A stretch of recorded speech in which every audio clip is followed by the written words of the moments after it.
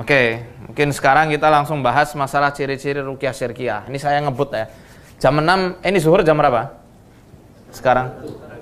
Jam 1. Oke.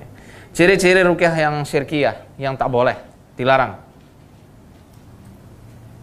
Pertama, bertanya nama pasien dan nama ibu. Pasien sama nama ibunya. Pasien nama emaknya. Loh, kenapa ndak boleh? Itu menanya nama ibu, ya. Ini adalah salah satu tipuan dari tipuannya iblis. Jadi si setan itu hendak menghinakan orang-orang yang mendatangi dukun, menyamakan orang-orang yang mendatangi dukun dengan anak-anak yang lahir dari hubungan-hubungan zina.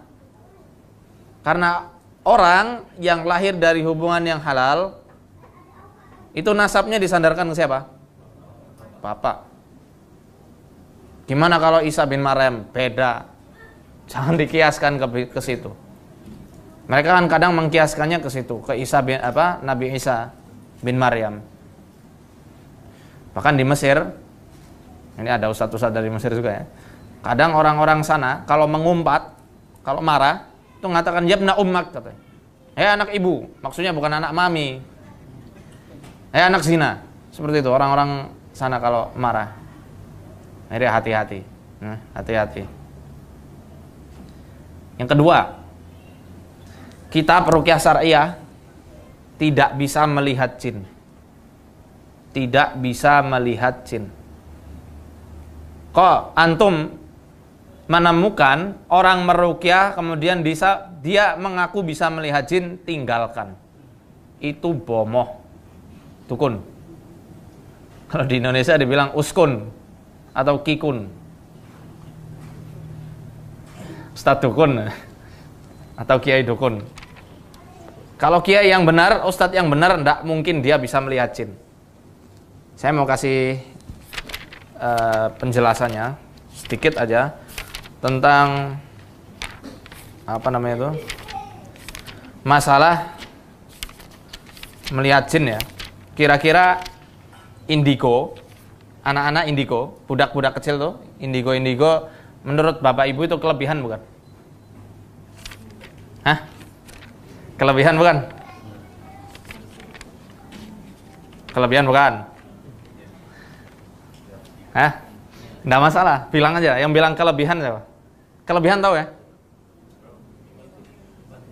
Apa sih orang sini bilang? Istimewa. Kelebihan bukan? Saya bilang kelebihan. Itu kelebihan. Kelebihan penyakit ya. Jadi tidak perlu dibanggakan anak-anak kecil kok bisa melihat jin. Oh, mak, di ruangan ini ada apa? Hantu di sini yang terkenal apa? Pocong. Oh, sama ternyata. Oh, ada pocong misalnya di ruangan ini. Itu jangan dibilang, oh anakku ini bakal jadi wali. Wali apa? Wali-wali daya. Bukan. Itu bukan karomah. Karomah, nanti insya Allah kita bahas masalah karomah juga ya. Karomah itu adalah buah dari keimanan dan ketakwaan.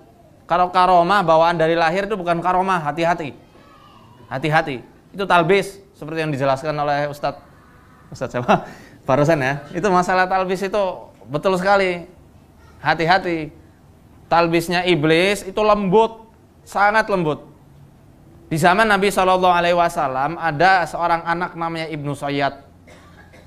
Itu dari perkampungan Yahudi Madinah. Dia juga bisa, bahkan lebih keren, sampai bisa melihat singgasananya iblis di atas lautan. Rasulullah SAW saat itu tidak suka. Ikhsa, enyahlah kau. Fa innaka lan taghdu qadrak. Karena engkau sekali-kali tidak akan pernah melampaui kemampuan yang telah Allah tetapkan atas manusia. Jadi di sini saya akan bahas sedikit masalah melihat jin ya. Ini saya rangkum dan saya gabungkan karena waktunya sedikit ya. Kita mesti bahas semuanya. Ini perihal tentang melihat jin. Itu tidak bisa. Allah Subhanahu wa taala berfirman dalam surat Al-A'raf di juz 8 ayat 27. Allah Subhanahu wa taala berfirman, "Innahu yarakum huwa wa qabiluhu min haitsu la tarawnahum." Nah, sesungguhnya iblis, hunya dhamir ini kembalinya ke siapa? Ke iblis. Sesungguhnya iblis beserta qabilahnya itu tidak bisa melihat kalian dari tempat yang kalian itu tidak bisa melihat mereka. Ini dalil pertama bahwasanya manusia memang benar-benar tidak bisa melihat jin. Kadang ada orang yang ngeyel. Ngeyel apa bahasa sini ya? Bandel. Apa bandel tuh? Berkelit ya? Berkelit. Bohong kamu. Buktinya Nabi Sulaiman alaihi salam bisa melihat jin. Selalu dikiaskan kepada Nabiullah Sulaiman alaihi salam. Ini jelas kias wal farid. Nggak beres lah dikiaskan sama para nabi. Itu nggak betul. Kita manusia biasa, dia manusia biasa. Ketika dikiaskan oleh para nabi, ya ndak tidak nyambung. Saya bawakan faqad rawal Baihaqi fi manaqibis Syafi'i bi isnadihi 'anir Rabi'. Imam Al-Baihaqi telah meriwayatkan riwayatnya dari Ar-Rabi' dalam kitab Manaqibus Syafi'i. Beliau mengatakan, sami'tu asy-Syafi'i yaqul. Ar-Rabi' pernah mendengar bahwasanya Imam Asy-Syafi'i rahimahullah berkata, man za'ama annahu ra'al jinna abtalna syahadatahu illa an yakuna nabiyyan. Barang siapa yang mengaku-ngaku bisa melihat jin, kami batalkan syahadahnya. Kami batalkan persaksiannya. Kecuali dia itu adalah seorang nabi. Jelas ya? Nabi Sulaiman nabi bukan? Nabi. Dibatalkan enggak? Tidak. Lah ente siapa gitu kan? Kamu siapa? Nabi bukan? Kalau ngomong nabi ya sudah. Wassalam. Sana pergi ke laut aja. Ini sudah jelas ya. Para ulama menunjukkan, ini yang ngomong bukan Faizar ya, yang ngomong bukan saya, yang ngomong Imam Asy-Syafi'i, yang membuat kaidah ini Imam Asy-Syafi'i. Madhab yang paling banyak dianut madhabnya di ya Nusantara. Nusantara kan tidak cuma Indonesia ya. Sini juga banyak kan madhab Syafi'i. Iya. Oh dia ngaku-ngaku madhab Syafi'i, katanya mohon maaf, dia punya ilmu hikmah, ilmu laduni, bisa melihat jin, berarti telah menyelisihi madhab Syafi'i itu sendiri. Jelas ya? Jelas? Tidak bisa melihat jin. Bahkan Nabi Sulaiman alaihissalam pernah berdoa kepada Allah, yang mana doanya ini diabadikan dalam surat Shad ayat 35. Qala rabbighfirli wa habli mulkan la yanbaghi li ahadin min ba'di innaka antal wahhab. Ya Tuhanku, anugerahkan, berikanlah kepada ampunilah aku dan berikanlah kepadaku mulkan, kekuasaan, kerajaan yang tidak dimiliki oleh orang-orang setelahku. Di sini Imam Al-Qurtubi dalam tafsir beliau mengatakan bahwasanya yang namanya mulkan, kekuasaan ini adalah mencakup penundukan jin yang hanya Allah khususkan untuk Nabi Sulaiman alaihi salam. Bahkan Nabi SAW ketika beliau menangkap ifrit yang hendak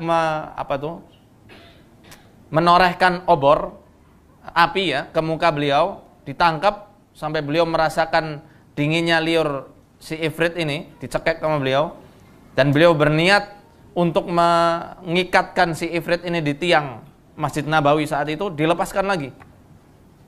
Karena apa? Karena aku ingat kepada doa saudaraku Sulaiman, makanya aku lepaskan. Aku tidak ingin menyelisihi doa yang sudah Allah tetapkan dalam Al-Quran. Nah ini kok bisa melihat jin, bisa nangkep jin ke dalam botol, bohong. Itu berarti tidak sesuai sunnah itu sendiri. Lebih dalam lagi, An-Nuhas berkata, min haitsu la tarawnahum, dalam ayat ini dalam kalimat min haitsu la tarawnahum, dari tempat yang tidak bisa kalian lihat, yadullu ala annal jinna la yurawna illa fi waqtin nabi. Menunjukkan bahwasanya jin itu tidak bisa dilihat kecuali pada saat para nabi itu masih hidup. Liyakuna dzalika dalalatan ala nubuwatihi. Supaya apa? Supaya menunjukkan bahwasanya kenabian beliau itu memang benar-benar hak, benar-benar nyata. Menguatkan kenabiannya beliau. Li'anna Allah jalla wa azza khalaqahum khalqan la yurawna fihi. Karena Allah Subhanahu wa taala telah menciptakan jin sebagai makhluk yang tidak bisa dilihat. Wa innama yurawna idza naqalu an suwarihim. Dan jin ini bisa dilihat ketika mereka telah berubah bentuk dari wujud aslinya. Wujud jin kan tak kasat mata, seperti angin, nggak kelihat. Bisa lihat angin? Nggak bisa. Lihat tuh angin dari AC, bisa lihat nggak? Sama berarti mereka, hanya bisa dirasakan. Jin juga kadang bisa dirasakan, merinding-merinding dan lain-lainnya, kerasukan. Maka orang-orang yang terkena sihir itu sangat peka terhadap jin yang ada di sekitarnya. Ya, di sini menunjukkan di zaman setelah Nabi Sallallahu Alaihi Wasallam beliau sudah wafat, jin sudah tidak bisa nampak lagi, kecuali yang mengganggu. Bahkan Imam Asy-Syafi'i dalam kitab Al-Kaukabul Ajwad, beliau lebih tegas lagi. Beliau mengatakan, man za'ama annahu ra'al jin, ya. Barang siapa yang ngaku-ngaku dia itu melihat jin, maka ruddat syahadatuhu, ditolak syahadatnya. Wa uzira li mukhalafatihil Qur'an, dan dia harus dihukum karena dia telah menyelisihi Al-Qur'an. Itu yang tadi kita jelaskan. Ada yang masih bandel lagi, ada yang masih melawan lagi. Kamu juga batil, masih kurang piknik katanya gitu. Baca dong kitab Sahih Bukhari. Di situ dijelaskan bahwasanya Abu Hurairah radhiyallahu anhu pernah menangkap jin dan melihatnya. Nah, ini gimana ini kalau kita dilawan dengan semacam ini? Ada yang semacam itu. Abu Hurairah ketika disuruh menjaga gudang zakat, melihat itu jin kecil. Rajulun muhtalim dalam hadis. Rajulun muhtalim, anak-anak remaja, enggak kecil, enggak apa namanya? Bukan dewasa. ABG ya, anak baru gede. Ditangkap sampai 3 kali. Itu gimana? Bahkan sampai bisa nangkap. Di sini dijelaskan lagi, Muhammad Rasyid Ridho, beliau menjelaskan dalam Tafsir Al-Manar jilid 7 halaman 525. Tafsir Al-Manar jilid 7 halaman 525. Beliau mengatakan, fa idza tamatsalul malak awil jan fi suratin kathifatin ka suratil basar aw ghairihim, apabila malaikat dan juga jin mereka itu merubah bentuknya menjadi wujud yang padat seperti ini nih, seperti surah basar, seperti bentuk kita manusia. Ini kan padat ya, enggak tak kasat mata, padat. Au ghairihim, atau bentuk-bentuk padat yang lain seperti kucing, ular, anjing hitam, kala jengking. Amkana lil basar an yarauhu, maka bisa bagi manusia untuk boleh melihat penampakan tersebut. Walakinnahum la yarawnahu ala suratihi wa khilqatihi al-asliyah bihasbil 'adah. Tetapi manusia tidak akan pernah bisa melihat jin di bentuknya yang asli, yang tak kasat mata. Tak akan mungkin bisa. Nah, ini penjelasannya ya, untuk membantah dukun atau bomoh-bomoh yang mereka itu ngaku-ngaku syekh, ngaku-ngaku apa sih contohnya itu? Ya banyak ya, ngaku-ngaku orang alim tapi ternyata dukun, banyak. Jadi kita juga harus punya bekal ilmu untuk melawan mereka. Yang ketiga, meminta benda atau barang bekas pakai. Benda atau barang bekas pakai. Contoh, mohon maaf sekali. Pakaian yang sudah terkena keringat korban atau keringat pasien. Mohon maaf, celana dalam, kaos kaki, uang. Uang ini juga bisa digunakan untuk media sihir. Menyihir untuk mengobati dan lain-lainnya supaya jin itu bisa nempel di si korbannya, itu bisa seperti itu. Kita peruqyah tidak pakai cara-cara seperti itu. Peruqyah syar'iyah tidak pakai cara-cara minta-minta benda bekas pasiennya. 4. Menanyai hari pasaran atau weton, apa bahasa sini? Kelahiran. Hari kelahirannya hari apa? Ditanya-tanya. Tarikhnya. Tarikh berapa? Itu enggak perlu. Kita enggak pernah tanya seperti itu.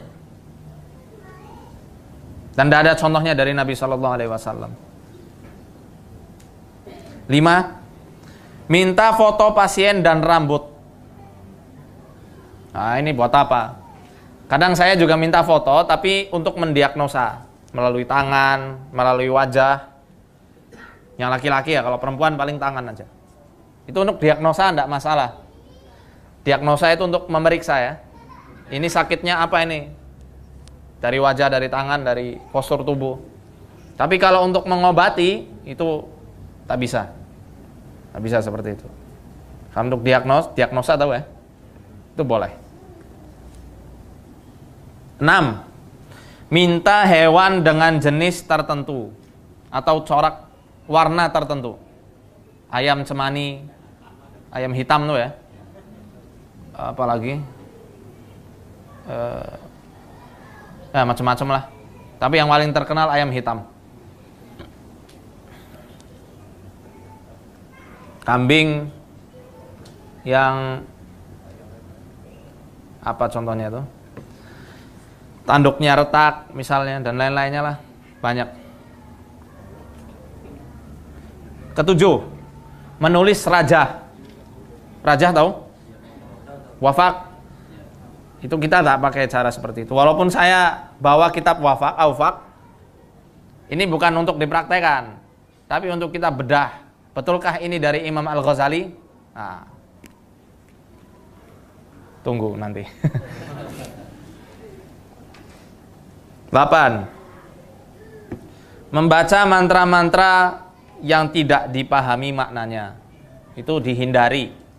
Dan bahkan bukan hal yang masru', jadi haram, tidak boleh, dilarang. Ralat, mohon maaf, tadi yang ruqyah jenis keempat itu bukan makruh hukumnya, haram. Dilarang ya. Yang tadi, ruqyah yang jenis keempat. Yang membaca mantra-mantra yang nggak difahami maknanya, itu hukumnya haram. Nggak boleh.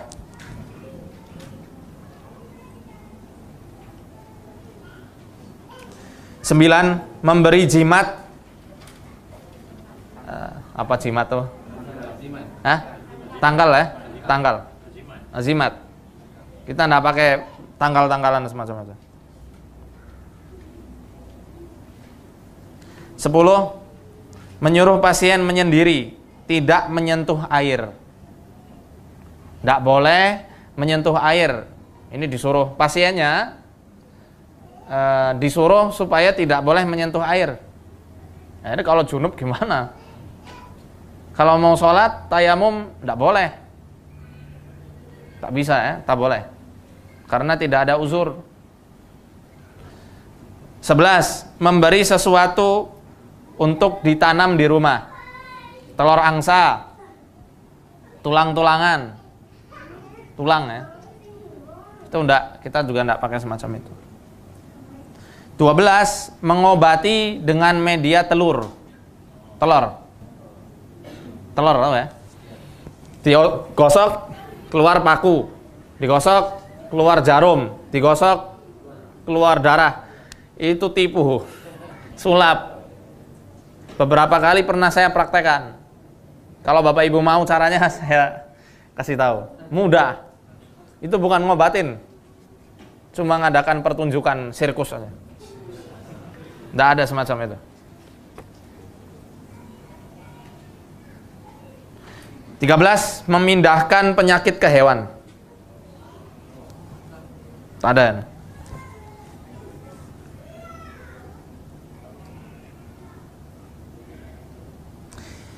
14. punya ruangan khusus yang tak boleh dimasuki oleh siapapun. Jadi ada ruangan khas, tak boleh dimasuki oleh siapa-siapa kecuali dia. Ada yang semacam itu? Pernah jumpai? Nah, itu enggak beres. Enggak benar. Mengobati dengan media keris atau ada keris di sini ya? Ada. Saya kira cuma di Jawa. Nusantara insya Allah senjatanya dari dulu keris. Keris. Menggunakan mediator saat mengobati. Mungkin pernah lihat di YouTube tentang cara jin catcher. Pernah lihat? Ngambil jin, kemudian ada mediator. Ini korbannya, orang kena sihir. Ini ada mediatornya, teman dia. Jinnya dimasukkan ke sini untuk memberitahu ini orang ada apanya. Itu enggak boleh. Mediator.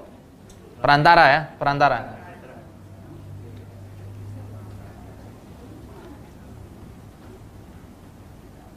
Selanjutnya menangkap jin ke dalam botol. Nah, ini sudah kita bahas tadi ya. Hujahnya juga jelas. Enggak benar. Tak boleh.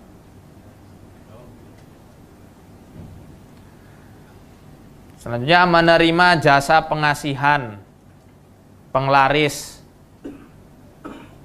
mencari barang hilang dan lain-lain. Dulu di awal saya meruqyah, saya lulus pesantren 2011 lah.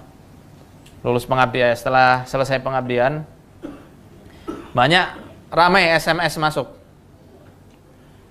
Tanya, Ustadz, nomor togel tahu nggak togel? Togel tahu? Nomor judi. Kalau di sana namanya togel. Nomor judi yang akan keluar berapaan? Saya enggak tahu, saya hapus itu waktu itu. Ramai, banyak yang waktu itu tanya seperti itu, dikiranya peruqyah itu sama seperti bomoh, dukun. Arraf itu padahal tidak sama sekali. Kita tidak mengetahui hal-hal yang gaib. Gitu. Ini sebagian dari ciri-ciri ruqyah yang syirkiyah ya. Tadi sudah kita jelaskan satu persatu. Oh ya, ada satu lagi, peruqyah tidak bisa menerawang. Menerawang apa itu menerawang? Melihat masa depan, melihat orang-orang itu ada di meramal ya. Kalau ada orang yang ngaku dia itu orang tasawuf, mutasawwifah, orang sufi, kalau dia ngaku-ngaku bahwasanya ilmu ramalan itu ada, ilmu penerawangan itu ada, dan mereka menggabungkan itu adalah dari kasyaf, itu bohong. Mungkin di sini ada dari pesantren. Insya Allah ada yang tahu kitab namanya Al-Minnahus Saniyah. Al-Minnahus Saniyah, wasiatnya Rasulullah SAW kepada Baginda Ali radhiyallahu anhu. Ya. Di situ Syekh Abdul Wahab Asy'arani, beliau tokoh sufi besar di Mesir di zamannya, mengatakan, "Wa man kushifa lahu amma yaf'aluhu an-nas fi qu'uri buyutihim, ya, fa huwa kasfun syaitaniyun." Barang siapa yang bisa melihat apa yang dikerjakan manusia di celah-celah rumahnya, maka itu adalah kasfun syaitaniyun, kasaf yang ditimbulkan oleh para setan, kemampuan yang ditimbulkan oleh setan. Fayajibu alaihi taubatu minhu fauran, dan dia wajib hukumnya untuk bertobat dari kemampuannya itu saat itu juga. Wajib, harus dia bertobat karena dia bisa melakukan hal tersebut. Pasti akan ada amalan yang sama. Ini kata Syekh Abdul Wahab Asy'arani. Ya. Ini tokoh sufi besar. Jadi karena banyak, ramai sekali orang-orang yang ngaku-ngaku punya khawariqul ada, punya kemampuan luar biasa, menisbatkan dirinya pada sufi. Padahal ternyata dari kitab-kitab sufi sendiri mengingkari hal-hal itu. Jadi sufi yang mana? Kan semacam itu, bohong.